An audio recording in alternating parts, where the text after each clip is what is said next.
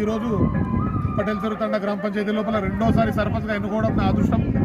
అటువంటి అదృష్టాన్ని ఇవాళ చాలా సంతోషంగా మా అమ్మవారి యొక్క బలముతో 5 తండలు తిరిగి మేము కష్టపడి ఈ అమ్మవారిని తలుచుకుంటూ 6 మందితో 1130 ఓట్లతో పోటీపడి ఈరోజు 425 ఓట్ల మెజార్టీ రాగా 34 మెజార్టీ నాకు రావడం జరిగింది. అమ్మవారి దర్శనం వల్లనే మేము 6 మందితోటే మేము ఈరోజు తిరిగి మొత్తం ప్రచారం చేసుకొని గెలవడం జరిగింది. కాబట్టి అమ్మవారిని తలుచుకుంటూ ఇవాళ మొక్కుకున్నాము.